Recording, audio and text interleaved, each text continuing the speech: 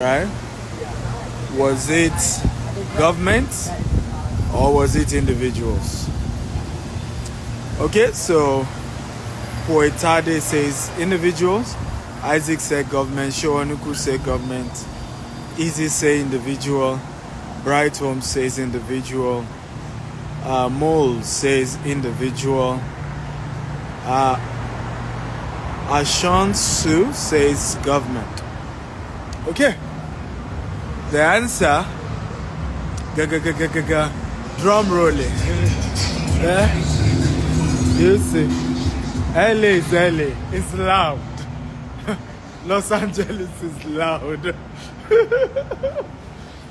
The only place I know this loud is Lagos, Nigeria. Los Angeles is loud. I've seen all manner of drama on the road here. But back to the conversation. The answer to that question is individuals, right? So I'll ask you a simple question. A simple question because this one even has enough data, okay? And I'm going to refer you to where you're going to confirm that. The rail network in America, the rail line, when they were building it, was it individual that built the rail track? Because it was the rail line that started the Industrial Revolution in America, the trains. Okay? Was it individuals that were behind the trains, the rail line, or was it government? Okay? I want to hear your opinion on this. Come on, guys, I'm waiting. Was it 8 individuals behind the train in America? Because that was very instrumental in building the America you see today. The Industrial Revolution was relied on the rail structure, from petrol, who used to be kerosene actually in those days. Kerosene was the first fuel they had in America. John D. Rockefeller was a major seller, right? To move those fuel so that they had so-called electricity, not even electricity, but they had lights. Okay? For them to have light across America, John D. Rockefeller had to use the train to move those cargoes of kerosene that individual households were using. Right? So virtually everything, rode on the back. I'm recommending a movie for you guys called The Men Who Built America. Can everybody type it for me? The Men Who Built America. Come on, everybody type it. The Men Who Built America. So that's the assignment I'm giving you. Go watch that movie. It will give you a very good understanding of how, the likes of J.P. Morgan, John D. Rockefeller, the like of Vanderbilt, the likes of, a lot of these guys, right? Where,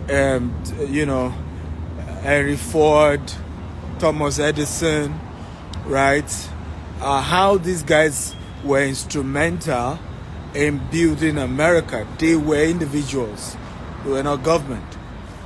It was after these guys that I've given you their names had built the American empire. They've made so much money. They were even bigger than government at some point. For example, John D. Rockefeller was the first American billionaire. He was richer than the government of the US, right? When the government realized that, look, what these guys are getting so powerful, the government then started investing in breaking them down, okay? And, reducing the influence of these guys, breaking their companies into pieces. But it was individuals that built America, okay? Paul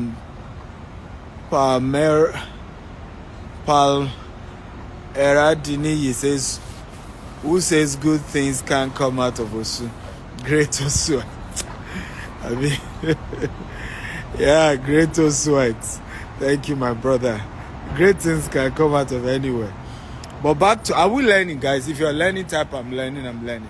I'll be sure that this conversation is very helpful to you guys. Are you learning? If you're learning, kindly type, I'm learning. I'll be sure. And please invite people, get more people to join us in this conversation. Okay, so share this and get your friends in here. How real estate changed America and how it will change Africa if we take responsibility. That's the conversation we're having today. But back to my talk, okay? We need to know that America was built by great individuals and they took responsibility. Yes, government had to structure, government has to constantly, what I even see is that every time the American government is always behind the technological advancement of the nation, and that's the truth. Look at what's happening with social media, right? Says social media just came as one of those innovations from America. Till today, social media has not been regulated yet in America. Okay, it may take you another 20 to 30 years before the government will now say, okay, this is the law. Right now, years to come, because government is now heavily regulating social media, our own grandchildren might even think government started social media. And then you see people comparing and say, don't you see how social media works in America? Oh, the government did this. It wasn't the government that even started it. The government was even later playing catch up. And I say this to encourage a lot of us, particularly those of us from Africa, that you and I will have to take responsibility for Africa. I want everybody to say, I will take responsibility for Africa. Come on, guys, talk to me. Type, I will take responsibility for Africa. And I'm talking to everyone. You could be an African American. You could be African Caribbean. You could be African, whatever it is, right? You could even be white, but somehow you have a strong connection with Africa. We all have to take personal responsibility for Africa. Please, I want everybody to type that. If you're with me on today's conversation, I want you to type, I will take personal responsibility for Africa. Please, everybody, I want to type it right now. I will take personal responsibility for Africa. That is where the change will begin, right? We will not move forward until we take personal responsibility for Africa. The concept that some almighty benevolent politician, benevolent, some even say military, government will then come in and then change Africa, it will not happen. It hasn't happened over the years. It's not going to start happening now. Somebody said the definition of insanity is doing the same thing over and over again, expecting a different result. One of the things that has changed my life totally has been that I ask questions. When I see things built, when I see things working, I ask questions. What made it look this way? What made it look? Who owns this? So when I come to places like this, right? Like I said, this is downtown Los Angeles, right? So you love the, this is the hotel I am, really beautiful. It is like 5 tower. You have 4, then you have 1 tower in the middle, really beautiful. And you have all these beautiful buildings, right? I always ask questions. Who are the owners? Is it owned by government? Is it owned by individuals? Like, I am always asking questions. And I think it's helped me in a great way not to see things the way everybody else sees them. Because I then am able to realize that, look, these things don't look the way they look because, some government came in. I'll give you a practical example. I don't know if you know Tyler Perry. If you know Tyler Perry, type, I love Tyler Perry. Okay? Relentless writer says, You're in my home state. Ooh, nice to be in Los Angeles. I'm having a hangout today by 5 p.m. with a few people. So if you're in Los Angeles, you can join me, by the way. Just send me a DM. And then I'm leaving Los Angeles on Tuesday for Maryland. We're going to be having a fantastic time in Maryland as well. And then lastly, I'm wrapping up my American tour with Atlanta, and we're going to have a great time in Atlanta. Okay, really, really wonderful time in Atlanta that we're going to be having. Omofolarin says you didn't reply my WhatsApp. Well, are you sure it's me? It's just like social media. People think I'm the only one that manages my social media. We're 4 that manage my social media. But send me a DM right now. Once I'm done with this show, I will read your message. Relentless writer says, I'm in Sacramento. I wish I was closer. I would have showed up. I trust you would have. Certainly. Dave says, I love your car. Thank you. Appreciate it. But back to my conversation so that we don't lose touch, right? I know you all love my looks and all that. Thank you. Back to my conversation. One of the major problems we are facing as a people, and I was talking about Tyler Perry, right? How many of you know Tyler Perry and you love the guy? If you know Tyler Perry, type I know Tyler Perry. If you then love Tyler Perry, please type I love Tyler Perry. I know Tyler Perry, not one-on-one, but I've seen his movies, I follow his track record. But not just that, I love Tyler Perry. Okay? And one of the things I love about him is part of this conversation, and it's critical to what we're talking about today. Please, everybody type. If you love Tyler Perry, type I love Tyler Perry. If you have heard of him, type I know Tyler Perry. I love, like I told you, my classes, I want engagement. I don't like talking and then you're just watching.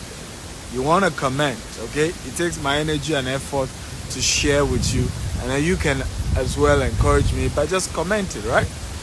So Tyler Perry shared this story, and I agree with him 110%, that he used to have this conversation with his colleagues in Los Angeles and of course all over America.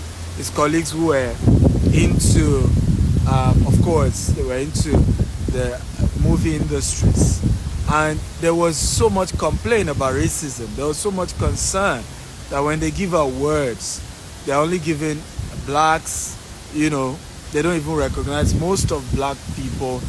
We do a lot of movies in Hollywood. Is built at the backbone of a lot of black actors and actresses, right? But again, in his own argument, most people did not, they were complaining about how they feel that they were not well recognized. And Tyler Perry said something to most of these people. Our focus shouldn't be on getting awards. Our focus should be on owning the industry. It's like I kept telling many of them, we need to think of how to come together and own the industries. Because yes, whether they give us awards or not, when you look at some of these other so-called awards, music, for example, a lot of black people are recognized in the music sector. But even with the recognition that they give black people, blacks don't own most of these record labels, right? Sony Music is not owned by a black man. We need to face this fact. And no matter who you are, a good portion of your money goes to that, no matter what music you're able to produce. So blacks don't own the studios Tyler Perry was sharing with these people. We need to own the studios. Blacks don't own the television stations. Blacks don't own the cinemas. We need to think about this. Okay? And a lot of people didn't take Tyler Perry seriously. Now, Tyler Perry decided to invest in the Tyler Perry Studios in Atlanta. I've been there twice.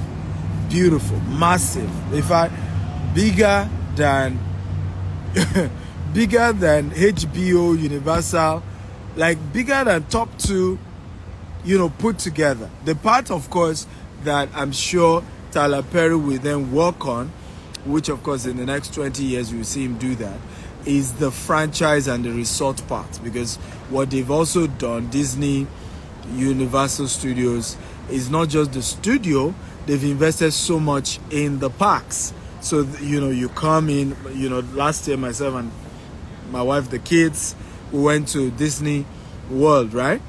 And, you're not just seeing the studio, you're seeing in terms of the entire park and all of the, merchandising and all of that they've had to do. And I think strongly Tyler Perry kept emphasizing that the priority needs to be about ownership.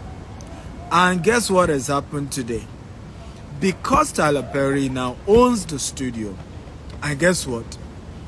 Black Panther was done in his studio. Now most blockbusters movies are done in Tyler Perry studios. The award has started coming. Do you see the point now? All of what they, others are crying that they were not giving them, Tyler Perry is now beginning to get it because he owns where those things are done, right? He's the owner of those studios, of those places. Now, back to the initial conversation we started today's conversation with. Tyler Perry bought over 300 acres of property you used to own. It was owned by white, slave masters. Okay? It was, I think, a plantation where slaves had to be working for their white masters. And today, a black man owned that same property. Okay?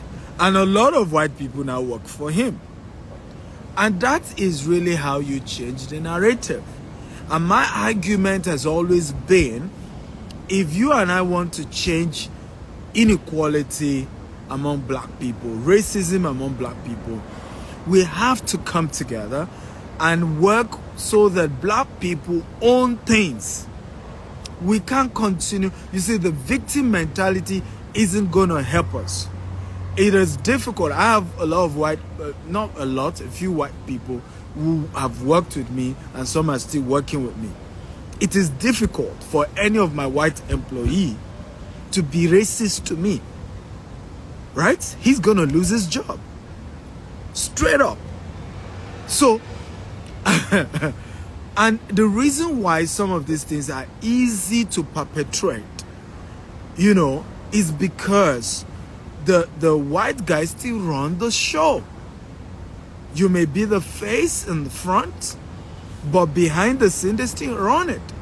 I see now a lot of companies are now beginning to work on, okay, let's employ enough diversity. It's the language all over, the boards all over America. Oh, they need diversity in the workplace. And they're trying to get a lot of black people into the system. And some companies use, blacks, CEO. I'm not interested in just the CEO. I'm interested in the shareholders who own the company. Okay? Are majority shareholders of the companies black? Because they run the show, right? They have influence and impact. It's just like you telling me, for example, Twitter is now, Elon Musk now has a new CEO for Twitter, right? And you now tell me, but somebody else is the CEO. No, Elon Musk is the major owner, right? If Twitter makes money, a good percentage still goes to Elon Musk. So we have to start thinking, because, and this is where it then ties to real estate. Because all this, whether it's movies, it's all real estate. Real estate is the vehicle for every commercial activity. Every single commercial activity requires real estate to survive, right? Just in front of me now, just for purpose of illustration, you have Deloitte, right? That's Deloitte right there. Okay? You see? Obviously, consulting firm offices. You have, I think I saw PricewaterhouseCoopers, PwC as well, not too far from this place. So this is office, this is US Bank, this is Bank of America, this is office, then there's a hotel not too far off. Now, all of this, there are different things, doing different things. There's a library down there, but everything is standing on a land, on a piece of property. So there is no economic activity that can take place without a land. Okay? AKA real estate. I hope we understand what I'm talking about. So no economic activities can take place without real estate. So when you're talking about wealth creation, when you're talking about how we need to empower people, real estate becomes a key critical ingredient in that. Is one of the major tools that is the weapon that you use to legitimately lift people out of poverty. And unfortunately, I must say this, Africans don't want true freedom. And I'm sorry to say this, I'm an African, and I can say the truth to us. We want to worship somebody. We want somebody to be giving us crumbs. Right? I get across my social media and you see people say, oh, give us giveaway. And I'm saying, what nonsense are you talking about? Every month we give $5,000 to support businesses. That is bigger than a giveaway. To come on a show and then give you a $10 phone voucher, right? Come on a show and then credit your account with $20. That is not the real impact. Unfortunately, Africans want to beg and somebody just, be the, show how powerful he or she is and just say, sprinkle me some blessing. It's the mindset that needs to be corrected. I have seen people, in fact, you would think it happened just in Africa. So I give you 2 stories, right, on this. And I'll share 1 or 2 things and I'm done for today. So we're launching one of our estates in Abuja, in Nigeria. And, I remember after the event, I said, oh, let's come together, let's take a picture. And the gentleman just went on his knees. Oh, pray for me. I'm like, hey. I'm embarrassed right now. I said, stand up. I'm embarrassed right now. I believe in the supernatural. I believe in prayers. But I don't believe you need to kneel down for me, right? Before I can pray for you and God will answer the prayer. Right? And I had a similar incident in Dallas as well. We just finished my event and I had to go straight to the airport. And, 2 gentlemen offered to drop me off at the airport. And I noticed one of them was the driver. So I thanked him, but he kept staying till I checked in. And so I was walking down to the security place. And as soon as I would just enter, he just knelt down at the airport here in Dallas. And then, please pray for me, touch me. I'm like, stand up. I'm embarrassed. But unfortunately, that's kind of the culture, right, that we Africans have. We want to be slave to somebody. We want somebody to play the big daddy, the savior, right? The one person that has then come and say, yes, I'm saving all of you. Yes, I'm the... And it's just nonsense. And so our mind has to be renewed. Our mind has to change if we're going to become wealthy. Because the same culture we are practicing, I'll give you the breakdown. So an average African is shouting, oh, if only we can have good government. If only our leaders will solve the problem. If only our leaders will change Africa. That's what the citizens are saying, right? Then you meet the politician. Politicians say, oh, if only America will give us enough money.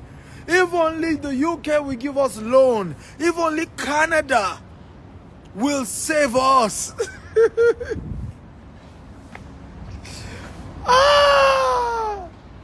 So, every one of us is pushing the blame to somebody else.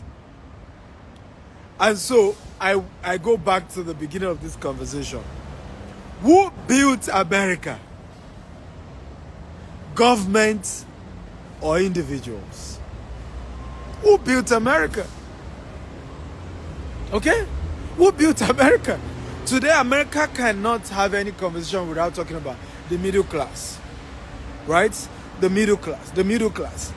What really, who created the middle class? Right? Unfortunately, a lot of people are not even aware of this dynamic. What created the American middle class?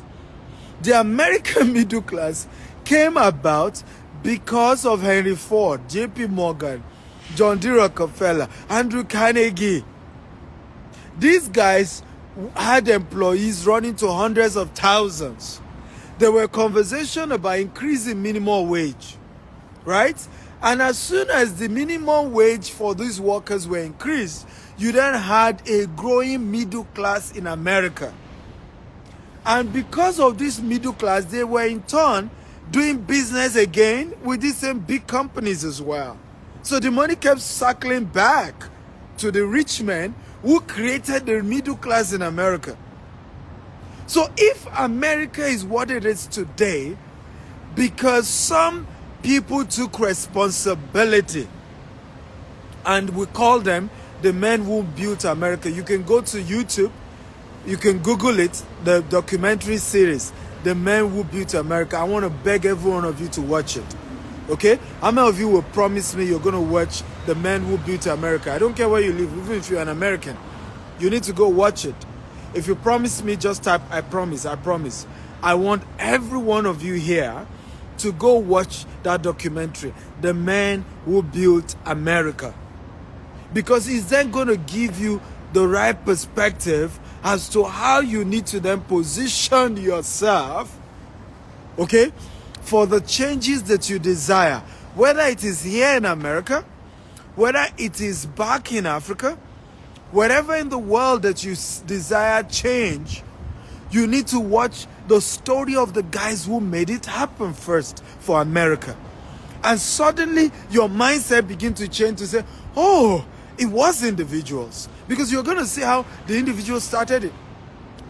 How many of you know, for example, let me ask this question. I hope this will get you to be more curious to go and watch it. How many of you have heard of the Federal Reserve Bank of America?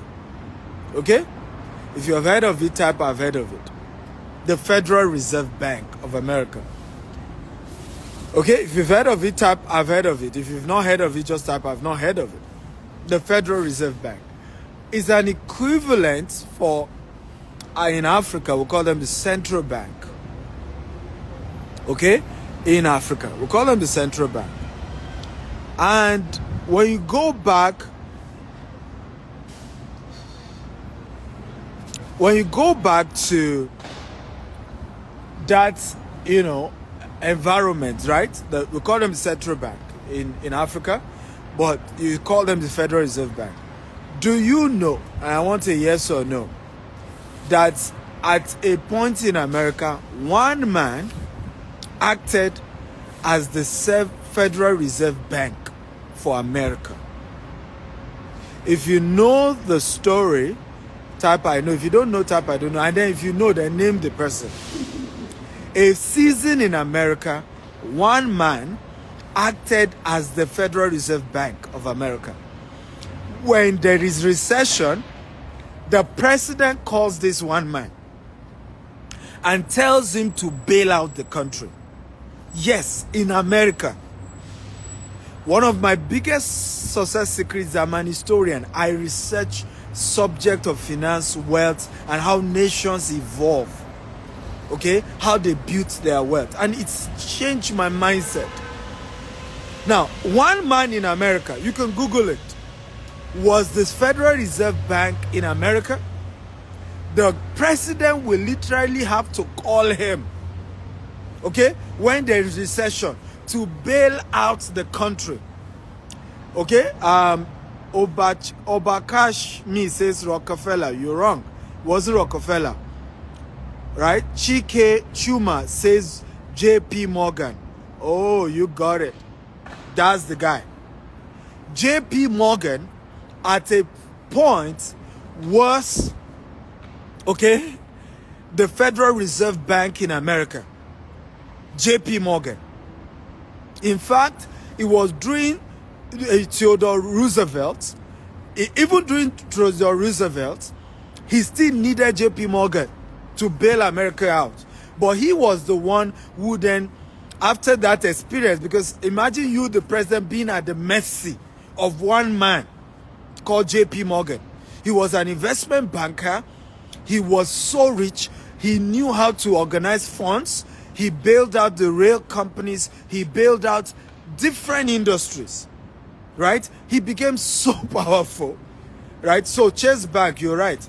JP Morgan evolved into Chase Bank.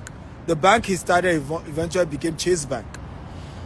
And he became so powerful, the president needed him, right? And it was during Roosevelt that he finally created the Federal Reserve Bank to say, we can't continue to call on one man each time the country is in crisis to come and bail out the country.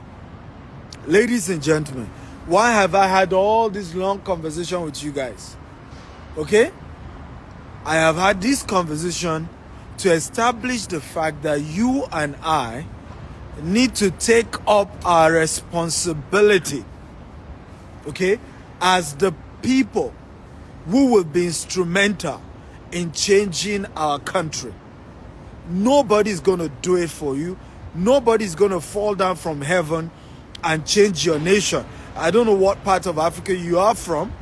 I don't know where you live. But whatever change that you desire in whatever country, you and I have to take responsibility. Somebody said something powerful. You are often created to solve what irritates you the most. A lot of the things you see and you just hate. I don't like this thing. I wish things can be better. Many times, that is what you are created for. For me, I've taken up that responsibility in the real estate sector. Not only to build massive real estate, okay, like all these big towers you're seeing. I want to own them. And I'm working on building them. That's why you see me expanding big time in America and here in America, and of course back at home in Africa, in Dubai and all that. But I also want to inspire a generation, because I understand that it's not something just one man can do. One man can't fix the whole thing.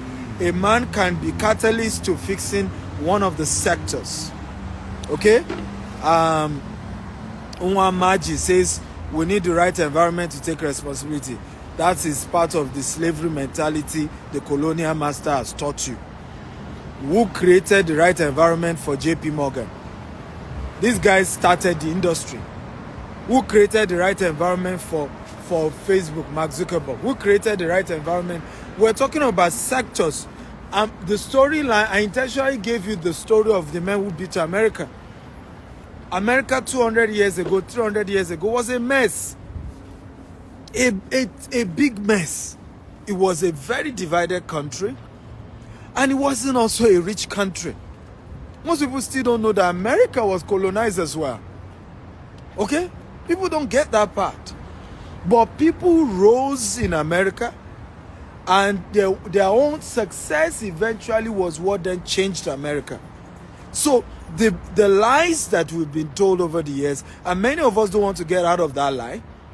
Okay? I started back in Nigeria with just $1,000. Today I've built an empire, across. Next week I'm signing a $5 million property we're buying here in the US. I started back in Africa. If I continue to take the story of, nobody had ever, my lineage, nobody has ever handled what I'm handling today. In fact, my father was the first to leave the shores of Nigeria in his entire lineage, and was a government sponsorship to go to Israel. But I believed I could change something. I read books, I read stories of those who have done it. I got myself inspired, and I'm changing my world the best way I can. So if you're going to cross your hand, and it's a slavery mentality many of us need to shake off our mind. If you're going to fold your hands and say, well, I can't do it, enabling environments, I need help. How many people have left Africa and have come to the US or the UK or Canada and are doing the type of things they could not do back at home in this part of the world? How many? And are still average in this part of the world. And when I say average, don't let anybody deceive you.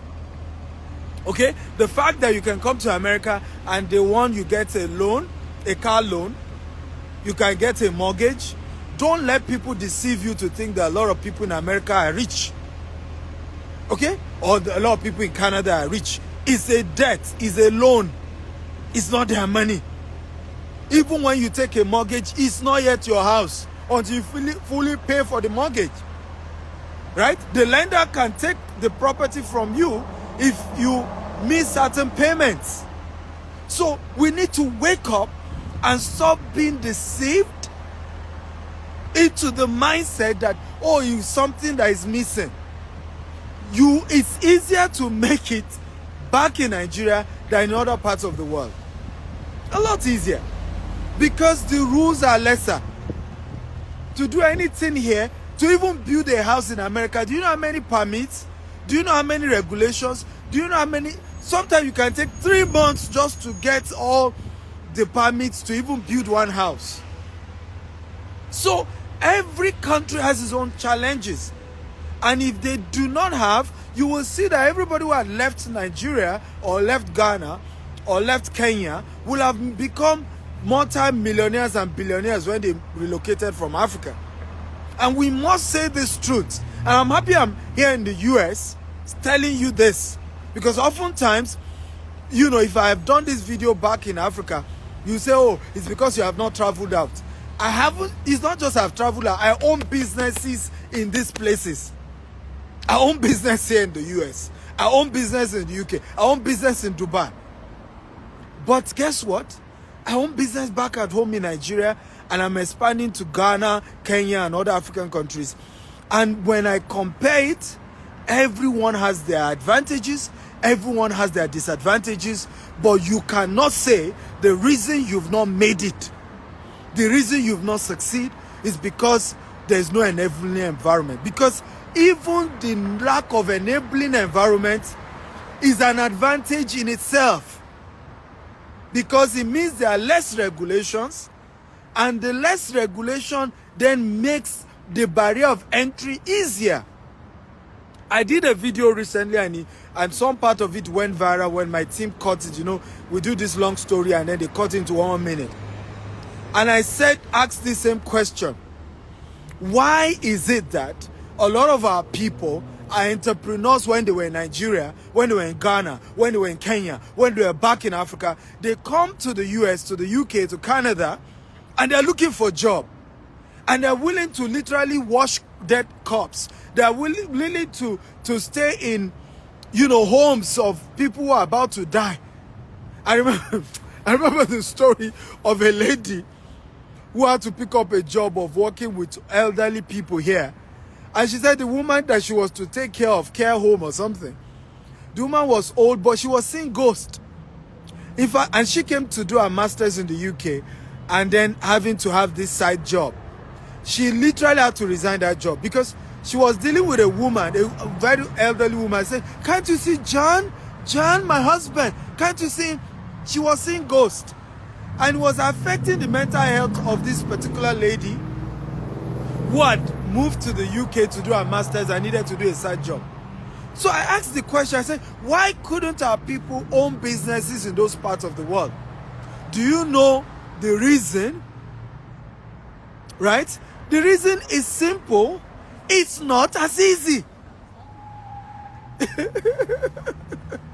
That's the answer. It's not as easy. You know, of course, company registration is faster in this part of the world. You can register your company in 1 hour. But actually putting the structure to run a real business in this part of the world, it's not easy. That's why even majority of those who own businesses in developed world are running what we call self-employment. Right? They set up the phone system, is one-man show.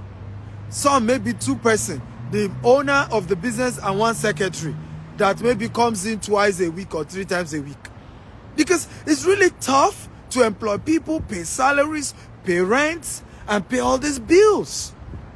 So it's even easier to start a business in Africa than it is to run a business in this part of the world. And that's why a lot of our people, when they come, they were entrepreneurs when they were back in Africa. When they come to this part of the world, they're just looking for a job, okay? And can't wait to get the next job and move on with their lives. Because when they analyze it, when you properly analyze it, it's not that easy to run a well-structured business here in America or in the UK or in the US or in Canada or other parts of the world. Have we learned something today, guys? If you learned something, type I learned something. Come on, talk to me, guys. Okay? If you learned something, type I learned something. So, very important that we need to begin to change our mindset. Okay? Change our mindset and begin to believe in ourselves, because nobody is going to believe in you but you. You are the one to believe in yourself. You are the one to see the potential and possibilities. You are the ones to begin to think and understand what is more important and what needs to be prioritized. Okay? You need to know that. Nobody else will know it for you. You have to sit down and say, what am I going to prioritize? I give a practical example. I want to do a real estate deal here in America. Right? Let's say the real estate deal is $5 million, right? From day one, I can get a loan for $3.5 million. Okay? From day one. But guess what? I have to work on myself to be bold enough to take a loan of $3.5 million to do a real estate deal. I hope this makes sense. Okay? I have to be bold enough to know that the interest rate is 10%. Because right now you have a lot of high interest rate, right? I have to be bold enough. I have to equip myself enough. I have to build mentorship relationship, okay, that can support me all through that process. So, it's possible to make it anywhere in the world. I'm a proof of that. But you have to believe in you. And you have to know what matters the most. You have to know how economies are built so that you even know what you're prioritizing. Okay? And one of the things that builds any economy is the real estate sector. Because every economic activity needs to stand on real estate. So you have to begin to think, how do I may be a tech person. I went to Facebook, Google campus, and I showed you guys, and you can see how massive their campuses are. The massive real estate investment, right? And the reason why I'm showing you all of this is so that you then understand that the backbone, what must be the backbone of your business must be real estate. You could say you want to do restaurant business, but you have to think of owning that restaurant and having all the knowledge about how to structure the finance such that in no time you can be the owner of that restaurant. Not just that you are paying rent, okay? And the day something happened to your business, you don't have any single real estate asset. Okay? Then what will then be the backbone of your business? Come on, guys, talk to me. Did you learn something good today? If you're happy about what you learned, please type I'm happy. I want us to wrap up with this, and I want everybody to type it here. I will take personal responsibility for real estate, my real estate assets, Come on, everybody, I want to type it. I will take personal responsibility for my own real estate asset. I want everybody to type it. Because you have to. There are two things I will ask you to type. The first one, I will take personal responsibility for my real estate asset. Because you have to. Nobody else will. Well, you have to sit down and begin to think of how to build your own real estate portfolio and how to build assets and wealth in the real estate sector anywhere you are in the world and anywhere you desire in the world. Right? I'm not even particular about where. I'm particular about you just doing it. Okay? That's the starting point. It's when you start, then we can then begin to think of, best locations or not. But you need to start first. Start by taking responsibility for your real estate asset. The last point I want you to type, I vow to take responsibility for the real estate development in my country. Because I'm aware some of you watching me, you might not be from Africa, okay, or from Nigeria, or from, so whatever country, El Salvador, Venezuela, Hispanic, whatever, I want you to type it. I vow to take personal responsibility for real estate development in my country. That's one of the things I am doing. Okay, I've taken personal responsibility to building 200 estates across Africa between now and the year 2035 with 25,000 green and smart home, golf courses, polo club, and it's going to be, the last estimate we did was going to cost $20 billion to do that. We already have 30 estates at the moment and we're adding more to it. So I'm not challenging you to do what I've not done. I myself am on that journey. I've started buying estates, land everywhere. But I didn't stop there as well. I of course, right now I'm diversifying heavily. So I'm not just doing real estate back in my country. I'm doing it globally. But at least I started with my country as well. I took responsibility for, instead of blaming government, a lot of the streets in Lagos, I don't like it. So today I'm building my own city. Now, right now, in some of our estates, we're using solar, and the goal is to use solar for all our estates. We're using solar, we're using Starlink internet, which is satellite. We have, solar street lights. We did the interlocking for the road. We're taking responsibility. Rather than every estate I'm opening, I'm doing my roads. I'm not waiting for government and say, let's go and beg government. Let them come and do road for our estate. No, I will do the road in the estate. I will build the model type of estates that I want. And I'm doing this back in Nigeria. And every one of you can begin to take responsibility. You may not do at the scale I'm doing. Yours may just be, I'm just going to buy 1 acre property. I'm just going to buy 2 acre property. Yours may be, I'm just going to build, 4 units of 3 bedroom. Yours may just be,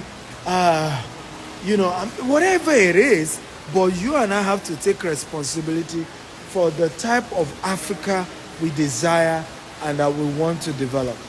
Okay? We can't keep complaining and waiting and hoping everybody else will do it for us. We have to do it ourselves. Okay? And when we take that responsibility and start it, government will soon come and regulate it. It's always wisdom to regulate an industry that is well developed, okay, than to be regulating something that is not yet developed. And that's one of the things that governments in developed world understand, right? You wait for the industry to be properly developed first, and then you can bring in regulations rather than just rushing to bring in regulations without it being developed. So we need to develop Africa, and then when we have built her up, government can come in to begin to put in structures, right? Put in laws and all of that. Yeah, I'm going to be in the UK on 20, when is that? I think it's 22nd, Sunday 22nd of October, I'll be in London. So you're welcome to join me in London. It's going to be a great time. I love you all and thank you for joining. Please Don't forget to share this video with a lot of your friends. I believe strongly it's going to inspire them. A lot of them will learn so much, and there's so much to learn.